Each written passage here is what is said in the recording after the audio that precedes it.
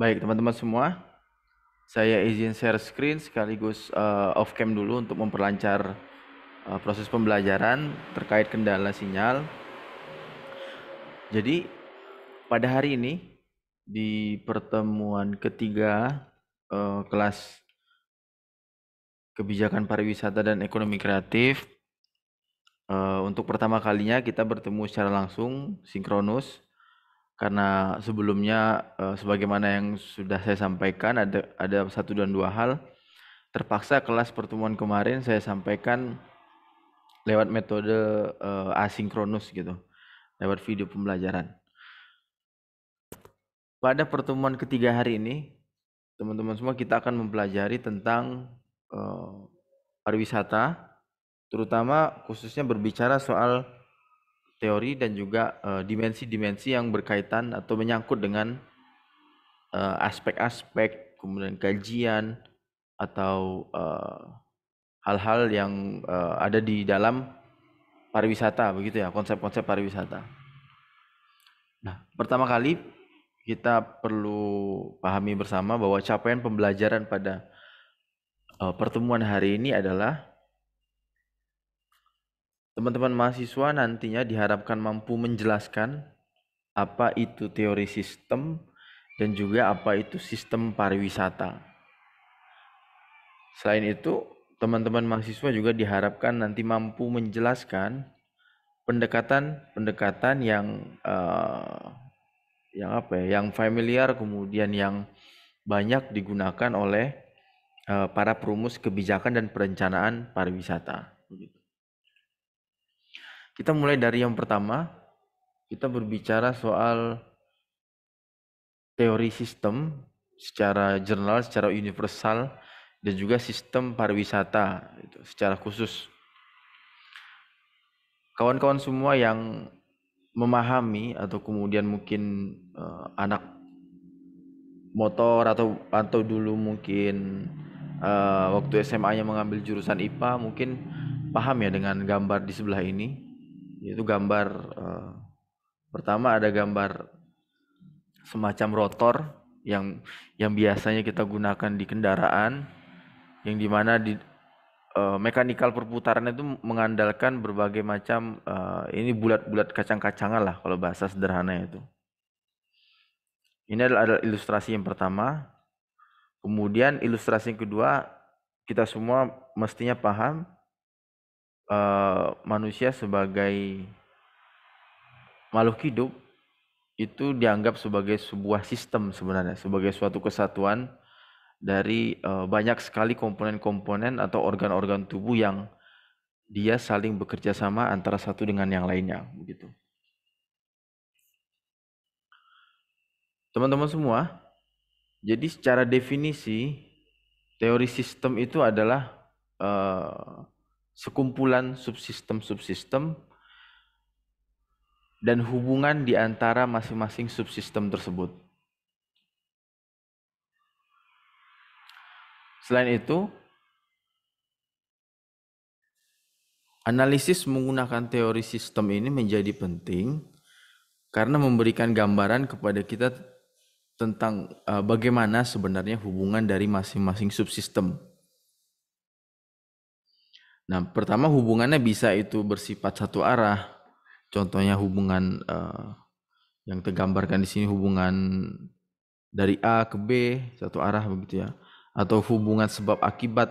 Jadi keberadaan A ini menyebabkan adanya keberadaan B. Atau hubungan timbal balik. Jadi A action sini adalah respon dari perilaku A gitu, dari sebuah aktivitas gitu.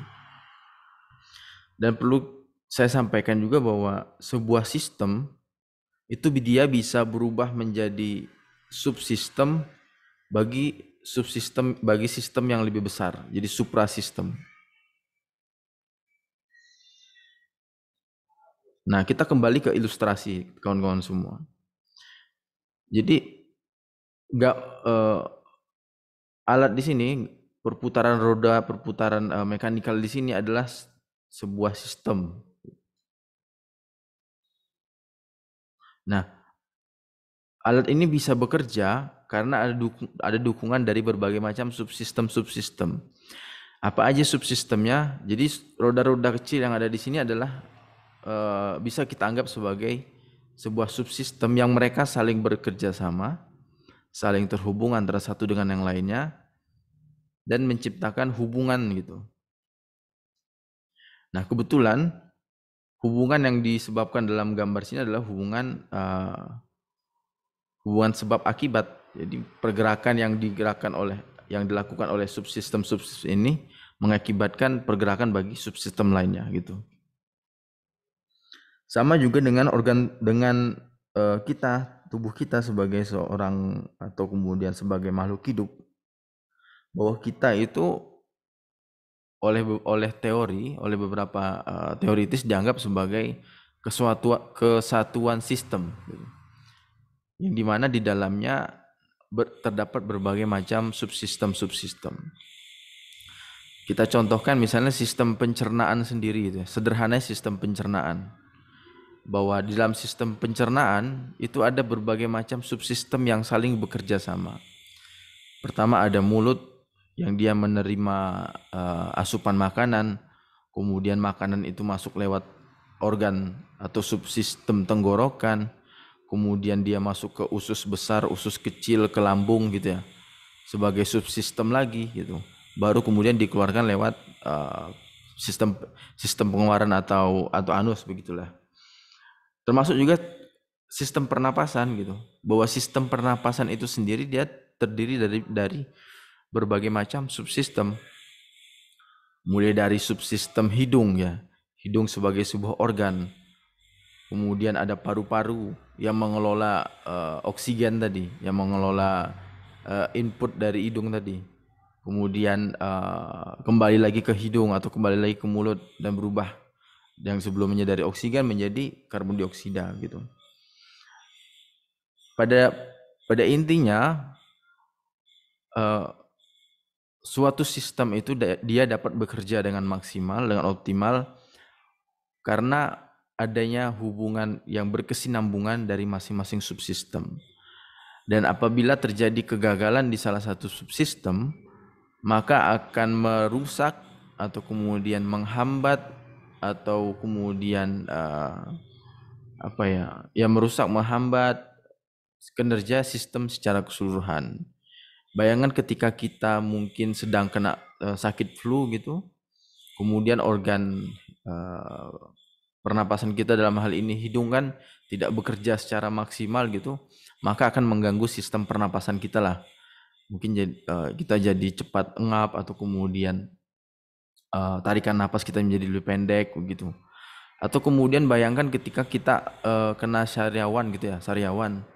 Jadi mulut kita sebagai organ yang paling pertama kali subsistem yang pertama kali mendapat pekerjaan untuk mengolah makanan, dia tidak bisa bekerja secara maksimal gitu. Akibatnya makanan yang masuk ke dalam tenggorokan dan juga ke usus atau ke lambung, dia sifatnya mungkin masih kasar gitu atau belum terolah secara maksimal tadi. Dan hal tersebut kemudian mengganggu sistem pencernaan kita lah. Mungkin nanti BAB-nya jadi susah atau berbagai macam hal lainnya. Nah, hal tersebut juga berlaku di dalam pariwisata, teman-teman. Bahwa di dalam pariwisata sebagai sebuah sistem, dia itu merupakan kumpulan dari berbagai macam subsistem-subsistem yang saling bekerja sama antara satu dengan yang lainnya. Mereka itu saling terhubung sehingga kemudian sistem pariwisata tadi dapat bekerja dengan optimal. Jadi ide tentang sistem pariwisata itu muncul pertama kali pada tahun 1970 lewat sebuah tulisan, kebetulan saya lupa tulisannya teman-teman, judulnya. Dan ini ada saya contohkan beberapa contoh sistem pariwisata yang disampaikan oleh Mill dan Morrison. Pertama itu berbicara soal sistem market, udah sistem travel, sistem destination, kemudian juga sistem marketing gitu. Nah, pariwisata dikatakan sebagai sebuah sistem karena hubungan yang terjadi di antara banyak sektor dan variabel. Apa saja sektornya, apa saja variabelnya, akan saya jelaskan nanti pada slide-slide berikutnya. Kemudian di sini juga saya coba meminjam sebuah contoh lah, sebuah contoh sederhana dari sistem pariwisata begitu ya. Jadi pada tahun 2005 itu dia mengembangkan sebuah sistem pariwisata tapi dari sudut pandang geografi. Ada 4 konsep atau 4 hal yang dia bahas di dalam tulisannya. Pertama itu berbicara soal generating region. Kemudian kedua itu berbicara soal transit region atau rute dari sebuah kegiatan pariwisata. Selanjutnya berbicara soal destinasi. Kemudian keempat berbicara soal environmental atau lingkungan yang mendukung atau hal-hal eksternal yang mempengaruhi jalannya kegiatan kepariwisataan tadi. Kita mulai dari generating region, bahwa generating region dapat dikatakan sebagai sebuah source bagi turis, bagi calon wisatawan gitu, bagi pendatang, di mana mereka akan memulai dan juga mengakhiri kegiatan pariwisatanya. Kemudian kalau kedua ini kita berbicara soal rute. Nah, bagaimana cara wisatawan tersebut dapat sampai di destinasi yang sudah dia tentukan lah atau sudah dia harapkan. Nah, kemudian ketika kita berbicara soal destinasi, maka kita bisa berbicara soal hal-hal apa saja yang bisa dilakukan oleh wisatawan. Sederhananya seperti itu. Kemudian fasilitas apa saja yang ada di dalam destinasi tersebut. Nah, kalau yang di environmental atau eksternal tadi adalah berbagai faktor-faktor yang kemudian dia akan mempengaruhi kegiatan atau aktivitas perjalanan pariwisata gitu. Sebagaimana pernah saya contohkan di pertemuan pertama, kalau dilihat memang aktivitas pariwisata itu sangat simpel ya. Jadi ada turis, kemudian dia datang, kemudian dia mungkin melakukan aktivitas di situs pariwisata gitu, di tempat pariwisatanya, entah itu di daerah, di suatu negara atau di suatu tempat begitu ya. Kemudian dia pulang lagi ke rumahnya. Sederhananya kan seperti itu. Nah, namun apabila ditelusuri lebih jauh teman-teman, bahwa ketika seseorang memutuskan untuk melakukan aktivitas pariwisata, maka akan banyak sekali faktor-faktor yang mempengaruhi. Mulai dari faktor individualitas tadi, soal psikologis seseorang kenapa dia ingin berwisata, atau kemudian hal-hal apa saja yang mendorong dia berpariwisata atau menahan dia untuk tidak berpariwisata tadi. Kemudian faktor-faktor lain seperti akses masuk ke negara gitu, karena ada beberapa negara yang dia mewajibkan mungkin sudah melakukan vaksin, atau kemudian ada juga kondisi-kondisi di mana negara satu dengan yang lainnya tuh saling membatasi perpindahan penduduk gitu. Intinya adalah bahwa ketika seseorang memutuskan untuk berpariwisata, satu langkah dia keluar dari rumahnya itu sudah mulai ada banyak sekali faktor yang akan terlibat gitu, akan diintervensi. Pertama kita berbicara soal ada contohnya retail travel agent gitu. Jadi bagaimana sektor travel agent ini atau agensi ini sangat mendukung sekali aktivitas kepariwisataan. Kemudian juga berbicara soal tour operator. Kemudian kita juga berbicara soal online retail dan juga distributor, misalnya tiket gitu ya. Bahwa penjualan tiket selama ini tidak lagi ada terpusat di maskapai gitu. Bahwa penjualan tiket juga sudah mulai bisa didapatkan lewat situs-situs online. Bisa itu tiket.com, Traveloka gitu. Jadi ada banyak sekali hal-hal yang mempengaruhi proses pariwisata. Bahkan sebelum seseorang benar-benar melakukan kegiatan pariwisata tadi. Padahal maksudnya ketika dia baru merencanakan untuk melakukan aktivitas pariwisata. Atau misalnya ketika dia sudah akan beraktivitas atau melakukan kegiatan pariwisata, hal-hal atau faktor-faktor lain yang mendukung, misalnya berkaitan dengan penerbangan, kemudian juga transportasi di sini. Ketersediaan transportasi, apakah transportasi mendukung, adakah transportasi darat atau kemudian transportasi laut, seperti itu. Ketika berbicara soal transportasi juga nanti kita berbicara soal bagaimana fasilitas di airport atau di pelabuhan, seperti itu. Atau bahkan ketika nanti si wisatawan atau visitor itu dia sudah sampai di lokasi, di tempat wisatanya, maka ada banyak hal lagi yang perlu dipertimbangkan. Bagaimana ketersediaan akomodasi, kemudian kita juga berbicara soal atraksi-atraksi atau situs-situs pariwisata. Mungkin ada yang dia buatan manusia, dalam hal ini theme park, atau kemudian ada yang dia sudah didesain dalam artian menggunakan sumber daya alam, pemandangan, seperti itu ya. Dan berbagai macam faktor-faktor atau hal-hal yang sebenarnya kalau kita kembali ke teori tadi, teori sistem, semua ini, semua penjelasan saya tadi itu berbicara soal subsistem-subsistem.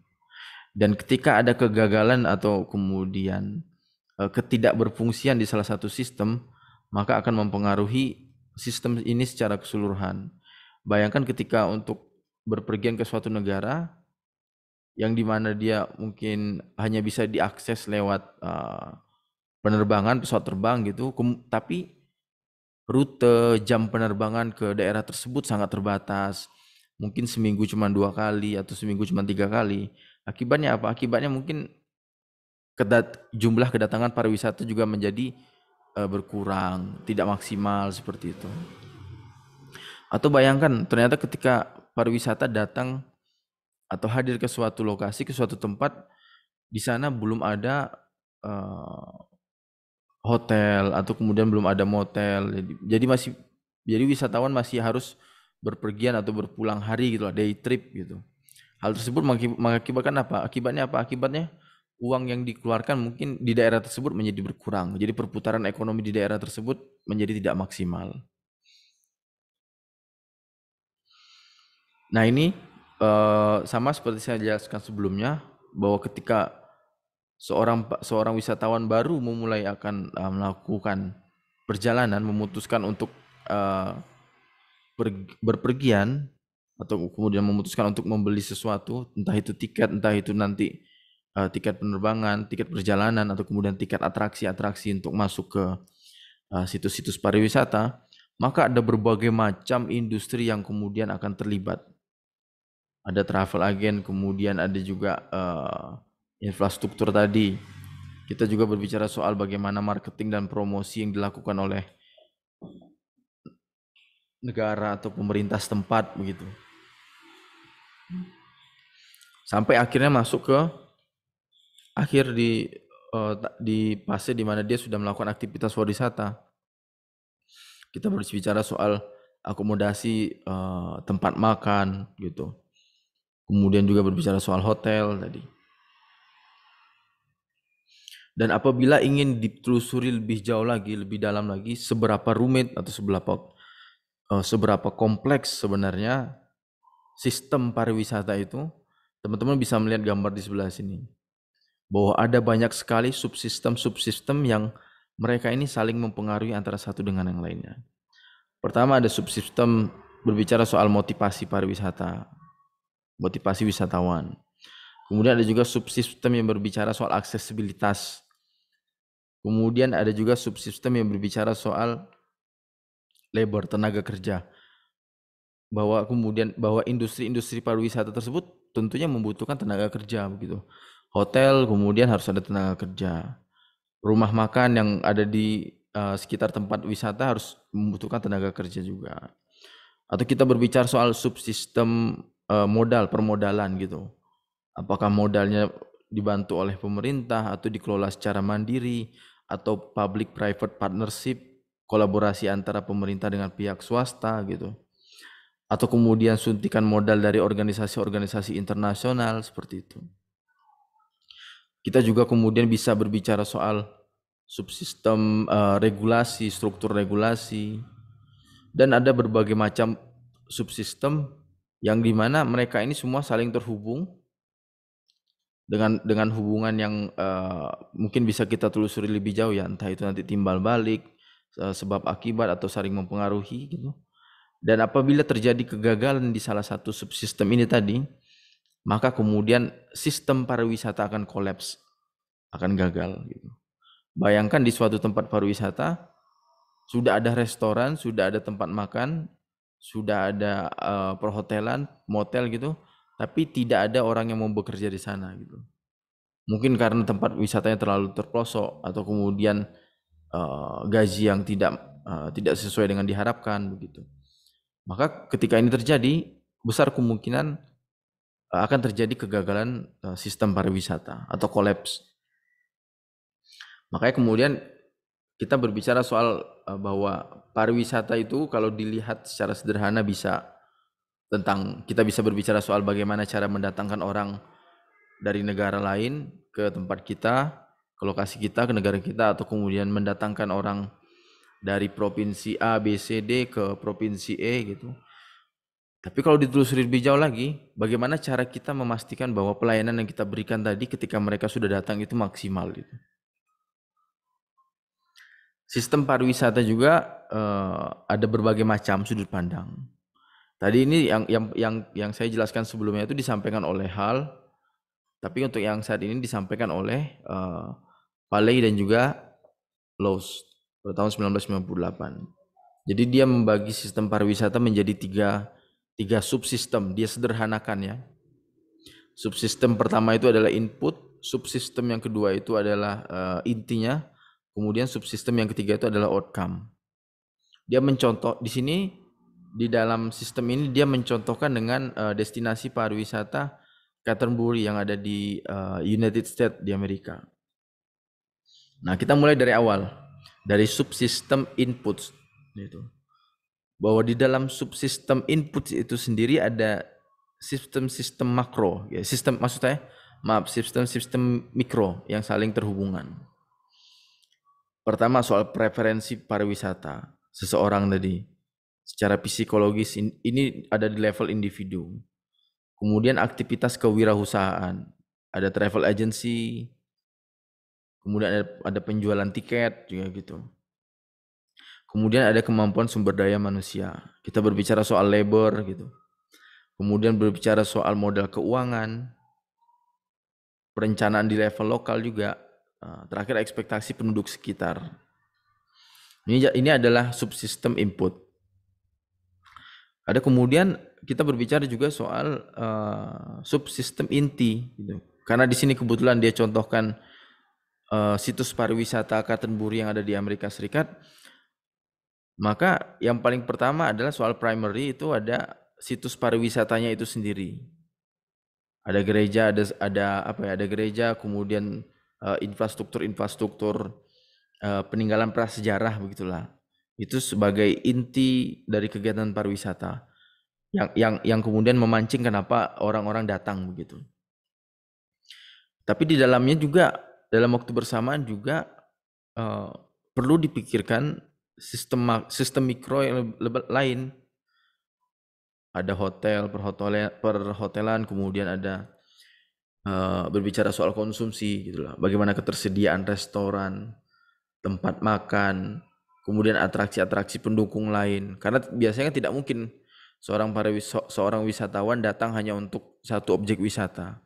Pasti mereka memikirkan objek wisata lain yang bisa nanti menjadi site gitulah, menjadi aktivitas sampingan gitu. Kita juga berbicara soal informasi, mungkin ketersediaan peta, penunjuk jalan, atau kemudian ketersediaan kurs tempat penukaran uang seperti itu. Atau ada infrastruktur juga, bisa nanti soal airport tadi ya, soal dermaga, mungkin kalau yang lewat jalur darat soal terminal busnya seperti itu. dan pengaruh-pengaruh eksternal lain, mulai dari perkembangan transportasi. Apakah untuk mencapai ke site atau ke situs pariwisata tersebut harus menggunakan mode transportasi penerbangan, atau kemudian bisa dicapai lewat jalur darat seperti itu. Kemudian kita juga berbicara soal kompetisi dengan berbagai situs pariwisata lain, entah yang ada di sekitar atau kemudian yang serupa dengan kita gitu. Berbicara juga soal legalitas, kemudian juga soal rate atau kurs mata uang gitu. Terakhir, sistem pariwisata menurut Paley dan Laws ini, kita berbicara soal subsistem outcome. Jadi bahwa di dalam sistem pariwisata nanti mereka itu biasanya akan menghasilkan efek atau dampak terhadap ekonomi, dampak terhadap sosial masyarakat, serta dampak terhadap lingkungan. Sistem pariwisata juga bisa kita analisis dengan pendekatan ya, atau paradigma skala gitu. Kita mulai dari skala makro. Biasanya skala makro ini ada di level nasional atau negara begitu. Nah, fokus utama yang dibahas di dalam sistem pariwisata makro itu adalah berbicara soal pendapatan dan juga pengeluaran.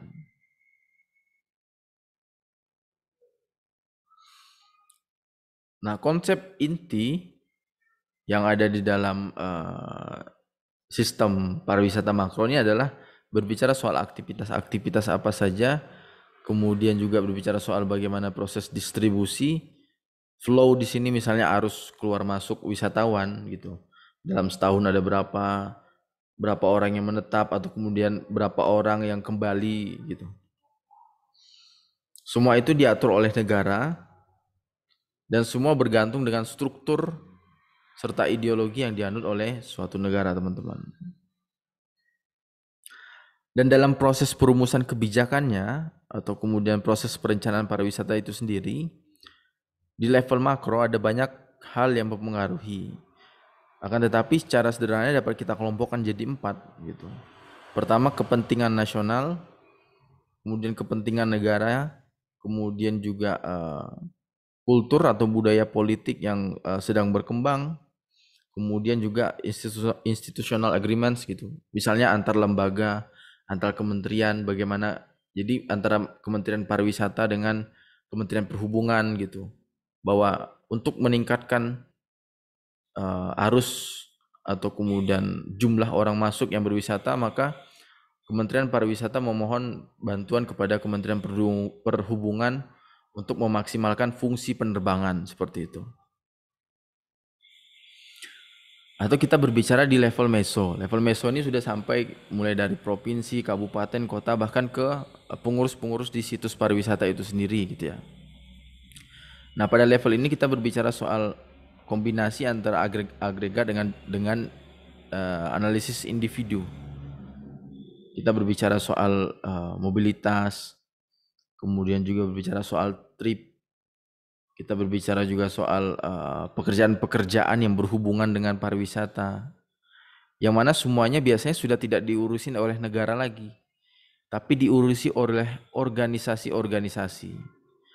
Bisa itu tadi kementerian, bisa itu nanti udah ada badan khusus, atau kemudian kalau di level terendah di desa itu sudah ada BUMDes atau kemudian kelompok sadar wisata. Nah, pada level meso, hal-hal yang mempengaruhi adalah aspek politik, jaringan politik, kemudian juga aktor-aktor atau kemudian stakeholder yang menjadi bagian dari organisasi tersebut.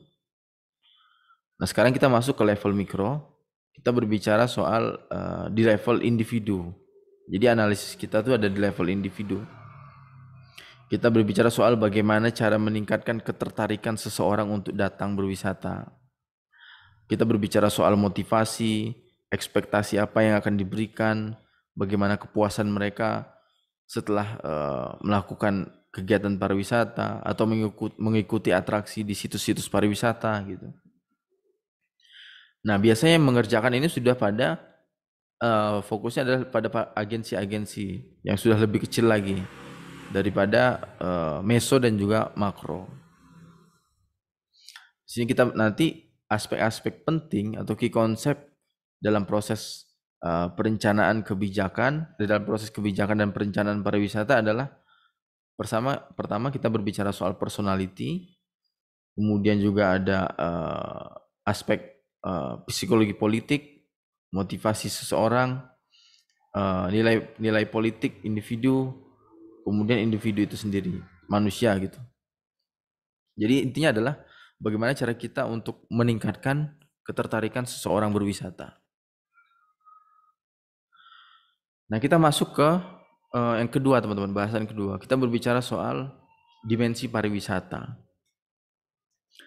Pertanyaan sederhananya adalah mengapa kegiatan atau kemudian mengapa kebijakan serta perencanaan pariwisata itu terus mengalami perubahan, kan seperti itu.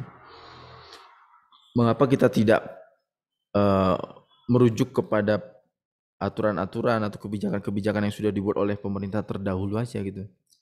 Jadi pemerintah sekarang mengapa harus membuat pembeda gitu. Teman-teman sendiri mungkin realitasnya melihat bahwa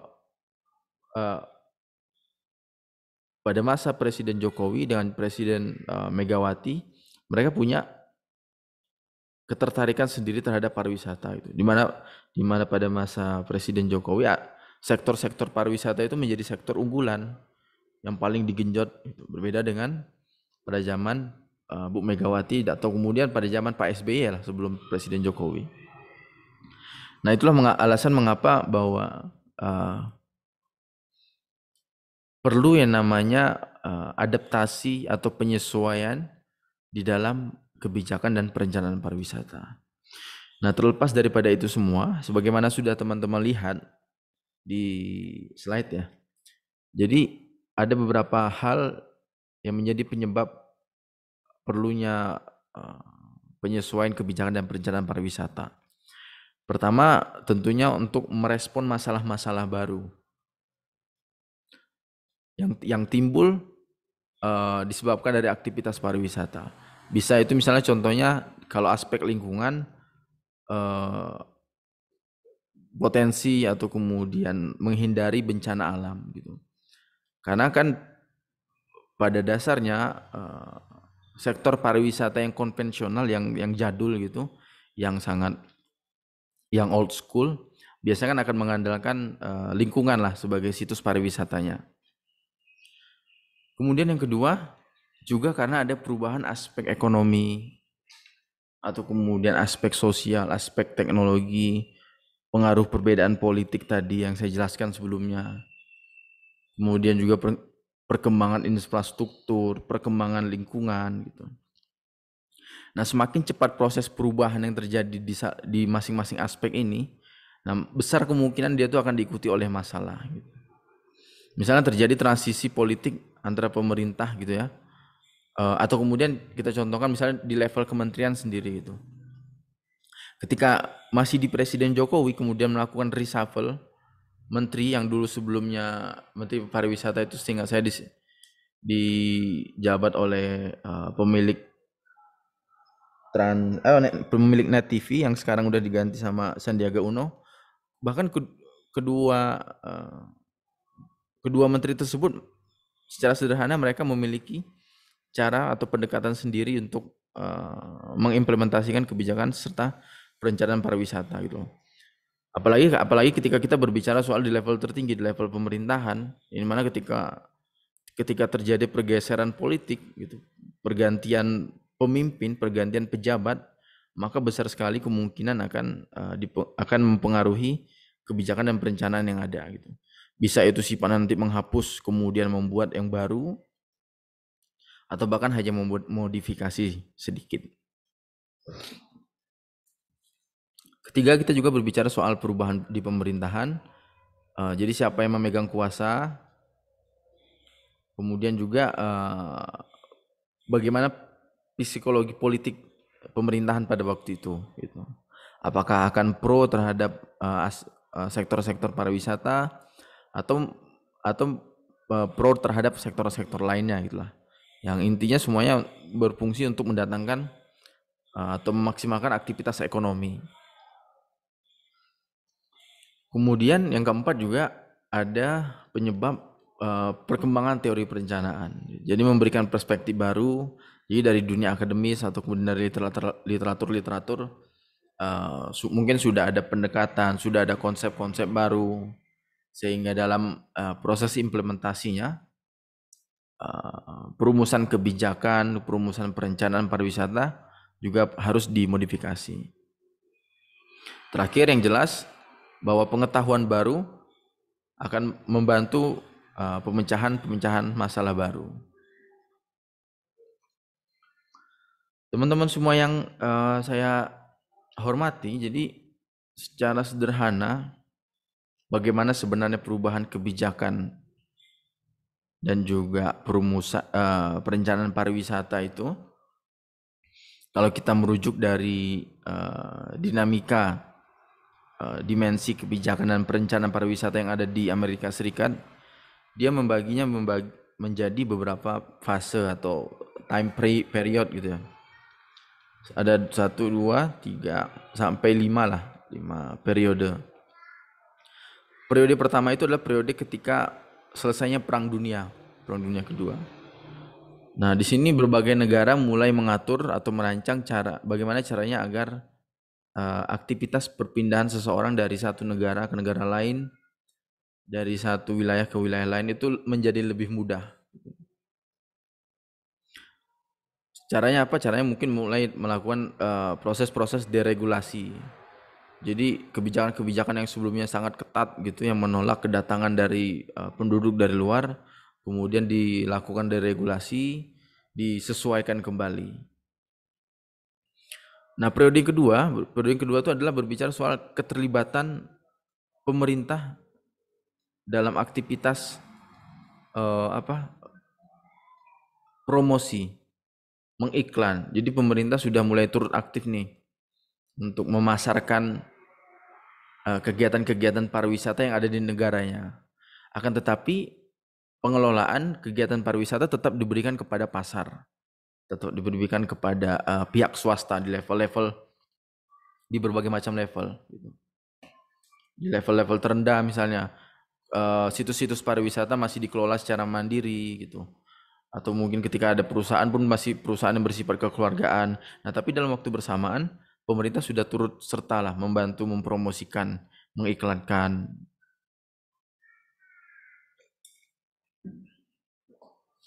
Nah, pada periode yang ketiga ini keterlibatan pemerintah sudah lebih besar. Pemerintah sudah mulai melakukan supply terhadap infrastruktur yang mendukung pariwisata. Misalnya dibangun berbagai bandara-bandara internasional seperti itu ya. Fasilitas-fasilitas di pelabuhan diperbaiki. Ketersediaan penginapan-penginapan yang diurus oleh bisnis pemerintah seperti itu. Dan pemerintah melihat bahwa pariwisata ini bisa menjadi sebuah alat untuk pembangunan di wilayah regional gitu. Karena apa? Karena pemerintah menyadari pada waktu itu bahwa masing-masing wilayah itu punya potensi-potensi sendiri dan sangat memungkinkan suatu wilayah memiliki potensi pariwisata dan apabila dikembangkan akan membantu kontribusi proses pembangunan di wilayah tersebut. Nah, kita masuk ke periode keempat di tahun 1985 sampai tahun 2000, bahwa pariwisata dijadikan sebagai alat untuk pembangunan juga masih tetap berlanjut, akan tetapi kemudian ada pengurangan keterlibatan pemerintah gitu, yang dimana dulu pemerintah mulai turut aktif mempromosikan, mengiklankan, kemudian membantu membangun infrastruktur sendiri gitu ya secara mandiri. Nah, pada tahun 1985 sampai tahun 2000 ada keterlibatan atau kontribusi dari market, dari pihak pasar gitu, yang dituangkan dalam bentuk public private partnership. Jadi kerjasama antara pemerintah dengan pasar, dengan perusahaan-perusahaan, dengan para pebisnis-pebisnis. Dan di tahun yang sama juga mulai muncul isu-isu baru yang bersinggungan dengan pariwisata. Salah satunya adalah isu lingkungan. Pada tahun 2000 sampai dengan sekarang, teman-teman semua bisa melihat bahwa isu-isu tentang pariwisata semakin kompleks, semakin semakin rumit gitu. Mulai tadi sebelumnya ada isu lingkungan, kemudian di tahun 2000 setelah tahun 2000 mulai berbagai macam isu-isu baru berkaitan misalnya keamanan dan krisis gitu. Kemudian berbicara soal jaringan pengembangan dan juga kolaborasi clustering. Jadi apakah memungkinkan situs-situs pariwisata ini bekerja sama? Kemudian juga berbicara soal perubahan atau kemudian climate change ya, perubahan di level global begitu. Dan adanya upaya-upaya untuk membantu negara-negara berkembang untuk mengembangkan sektor pariwisata yang pro terhadap orang-orang miskin, orang-orang tidak mampu. Dalam artian diharapkan aktivitas pariwisata tersebut dapat mengangkat perekonomian masyarakat setempat atau penduduk sekitar. Nah, itu yang saat ini sedang berkembang hingga ya semenjak tahun 2000 sampai tahun 2021 ini gitu. Dan kira-kira apa yang akan berkembang pada tahun-tahun berikutnya masih belum dapat kita simpulkan. Jadi belum tahu lah kira-kira ke depan isu-isu pariwisata apa saja sih yang akan berkembang gitu. Kita masuk ke pendekatan teman-teman, pendekatan dalam kajian dalam kebijakan dan perencanaan pariwisata. Jadi ada 5 pendekatan. Pertama itu kita berbicara soal pendekatan boost tourism, kemudian ada pendekatan ekonomi, pendekatan infrastruktur, pendekatan community, dan juga pendekatan keberlanjutan. Nah, apa saja sih masing-masing pendekatan ini nanti kita bahas. Nah, akan tetapi dalam membahas lebih rinci dari masing-masing dari masing-masing pendekatan ini, maka akan ada beberapa aspek yang kita bahas. Pertama, kita berbicara soal asumsi apa yang mengikat atau kemudian attitude atau sikap apa yang menyertai di dalamnya. Nanti kita juga akan membahas soal definisi masalah dari masing-masing pendekatan itu seperti apa. Kita juga akan berbicara soal contoh metode, contoh model, dan juga literatur pendukung. Nah, kita mulai dari boost tourism. Bahwa di dalam pendekatan boost tourism, asumsinya pariwisata itu sebagai sebuah aktivitas yang baik. Gitu. Dan pariwisata diharapkan harus ada proses pengembangan di dalamnya. Orang-orang atau kemudian orang yang menganut pendekatan boost tourism menganggap bahwa sumber daya alam itu dan juga budaya adalah sesuatu yang harus dimanfaatkan untuk aktivitas pariwisata. Dan biasanya kecenderungannya itu lebih ke arah eksploitasi, teman-teman semua.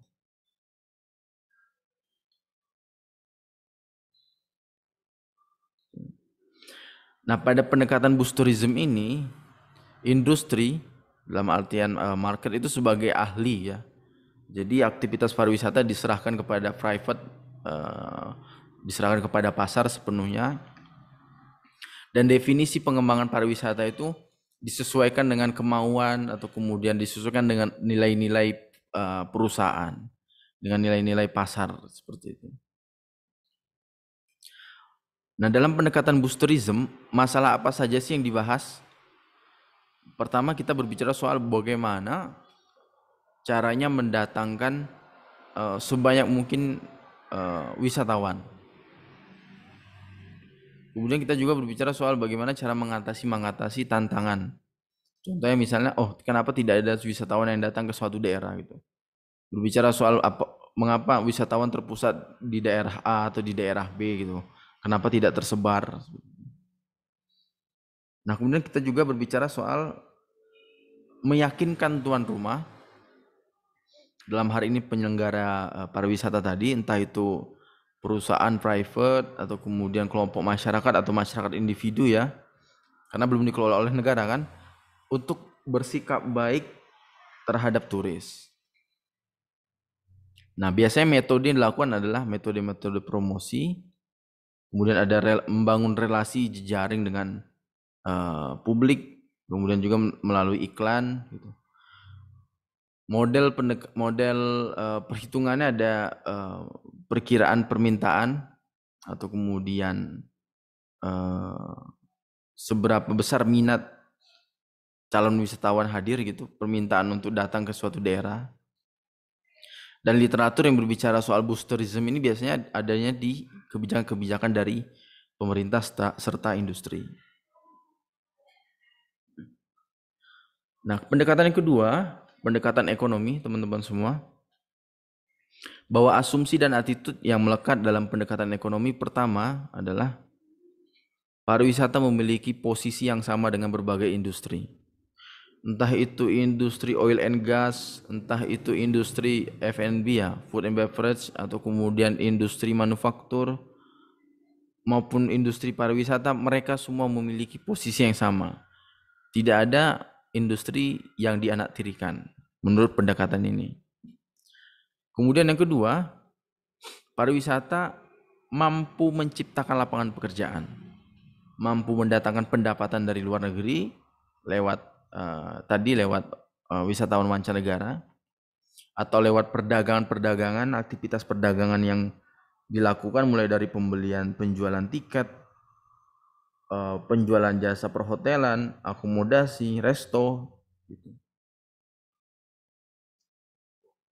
Serta mengurangi kesenjangan ekonomi antar wilayah. Nah, pada pendekatan ekonomi ini, perencana itu merupakan seorang ahli, jadi bukan industri lagi.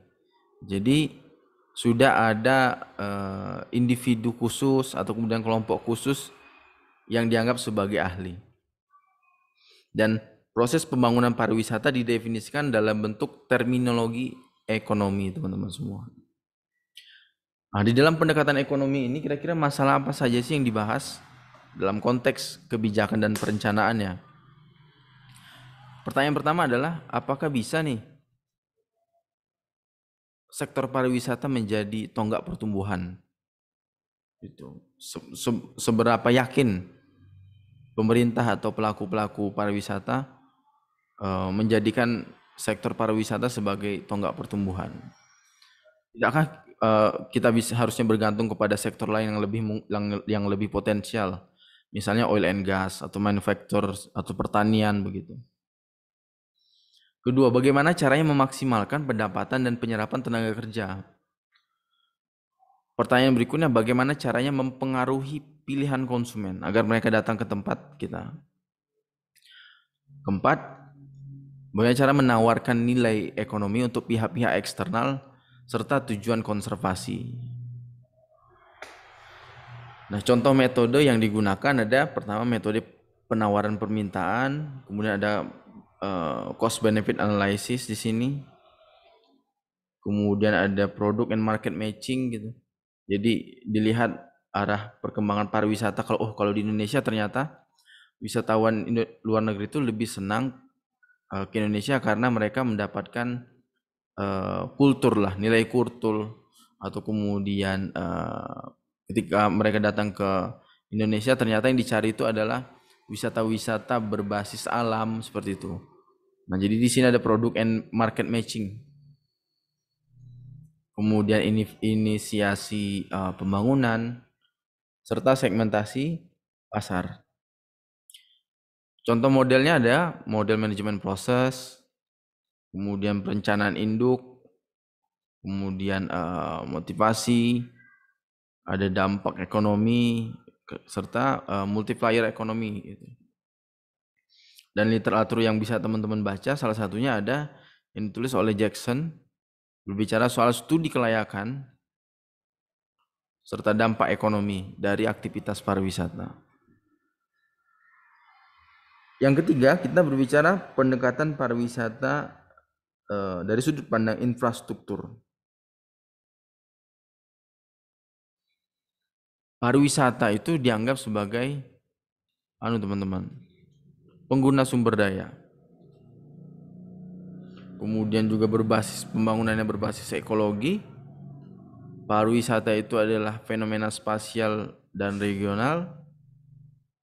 Kemudian berbicara juga soal asumsi-asumsi konservasi lingkungan. Nah, pembangunan terminologinya berbasis terminologi lingkungan. Karena apa? Karena ada isu-isu berkaitan dengan pelestarian keanekaragaman genetik, entah itu flora atau kemudian fauna. Nah, definisi masalah dari pendekatan infrastruktur adalah pertama, bagaimana daya dukung fisik di lokasi pariwisata itu sendiri. Kemudian kita juga berbicara soal manipulasi kebiasaan atau pola dari arus wisatawan. Kemudian berbicara juga soal manajemen wisatawan, apakah tersebar atau kemudian terkonsentrasi.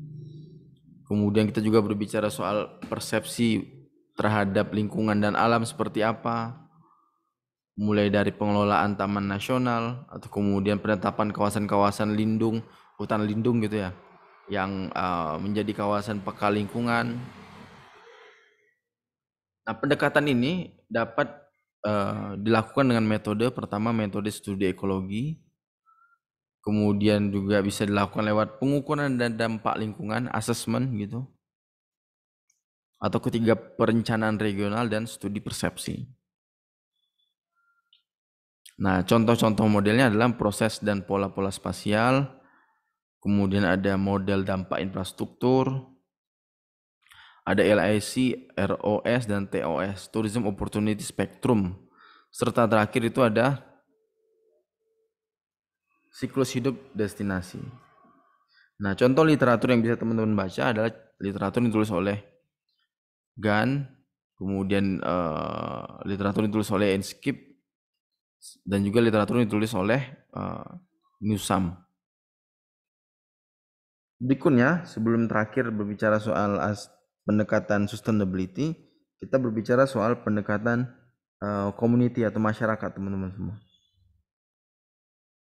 Nah, asumsi dan attitude yang menyertai di dalam pendekatan ini bahwa pariwisata itu harus dilakukan pengawasan, dan pengawasan itu harus dilakukan oleh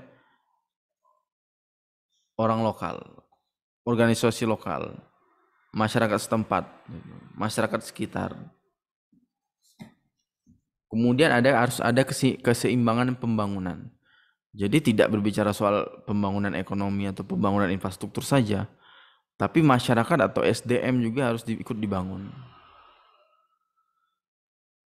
Kemudian kita juga berbicara soal alternatif bagi pembangunan yang masif dalam konteks pariwisata. Berikutnya juga berbicara soal perencanaan, bahwa perencana yang di dalam pendekatan community ini adalah fasilitator, bukan ahli. Jadi pembangunan didefinisikan dalam terminologi sosiokultural. Berikutnya, masalah apa saja yang dibahas dalam pendekatan community? Berbicara soal bagaimana caranya mendorong keterlibatan masyarakat. Nah, itu pertanyaan pertama, masalah pertama. Nah, masalah kedua adalah bagaimana memahami sikap masyarakat terhadap pariwisata.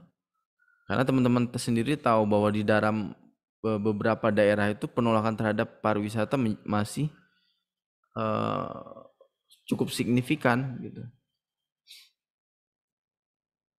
Berikutnya kita berbicara juga soal memahami dampak pariwisata bagi masyarakat sekitar, baik itu dampak ekonominya, dampak infrastruktur, atau dampak terhadap kultur budaya gitu, serta dampak sosial. Metode yang dilakukan adalah metode pertama, pembangunan masyarakat, kemudian pendidikan dan kesadaran, survei sikap, serta pengukuran dampak sosial.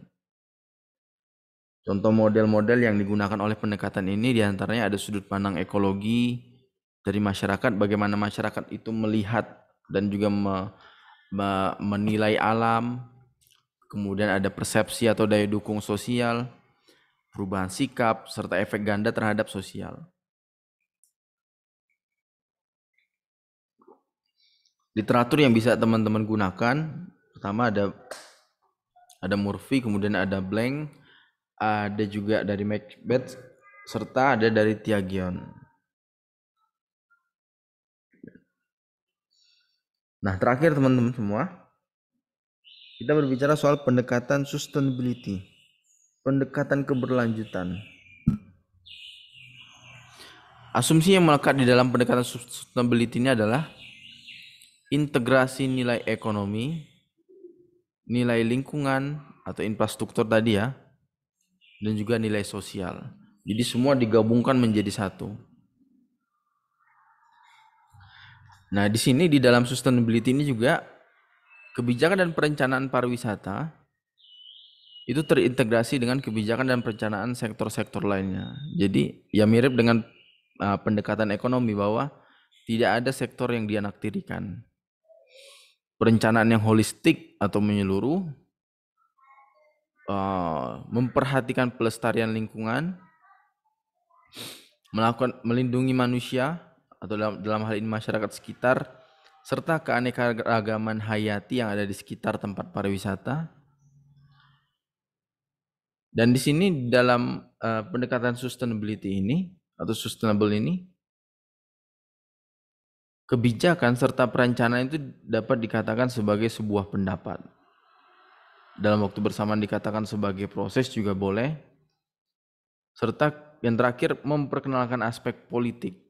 Nah, dalam dimensi pariwisata, sebagaimana bahwa pendekatan-pendekatan sebelumnya itu belum ada sama sekali satu pun yang menyinggung aspek-aspek politik. Isu atau masalah apa saja sih yang dibahas di dalam pendekatan sustainability? Pertama, kita memahami sistem pariwisata, kemudian kita juga menentukan prioritas dan tujuan, perlunya ada kemitraan public-private partnership, kemudian kooperatif, dan juga kontrol sistem. Kemudian kita juga isu-isunya berbicara soal memahami aspek politik dalam dimensi pariwisata, gitu. Atau yang terakhir, perencanaan pariwisata yang sesuai dengan kebutuhan masyarakat lokal. Contoh metodenya ada peningkatan kesadaran konsumen, produsen, dan masyarakat sebagai pelaku atau aktor pariwisata. Kemudian ada analisis kebijakan, studi evaluasi, analisis audit juga, audit lingkungan begitu. Nah, contoh model dalam pendekatan sustainability, yang pertama adalah sistem model, semua terintegrasi, semua saling terhubung, saling mempengaruhi satu dengan yang lainnya. Jadi antara wilayah satu dengan wilayah lainnya saling mempengaruhi gitu. Terutama wilayah-wilayah atau situs-situs pariwisata yang berdekatan. Kemudian penggunaan sumber daya yang berbudaya, tidak seperti pendekatan boost tourism di mana mereka melakukan eksploitasi terhadap terhadap sumber daya alam sebagai modal pariwisata. Tapi kalau dalam sustainability framework atau kemudian kerangka berpikir yang digunakan adalah kerangka berpikir berbudaya gitu. Jadi tetap memperhatikan keberlanjutan. Bicara juga soal persepsi lingkungan, ekologi bisnis, pembelajaran organisasi, dan manajemen atau tata kelola. Nah, ini ada beberapa literatur yang bisa teman-teman gunakan untuk mempelajari lebih lanjut tentang pendekatan sustainable. Nah, akan tetapi saya sampaikan di awal bahwa sustainability dalam konteks pariwisata nantinya akan kita bahas juga di pertemuan berikutnya. Secara khusus kita akan membahas tentang sustainable tourism. Baik teman-teman semua, begitu penjelasan saya pada materi hari ini.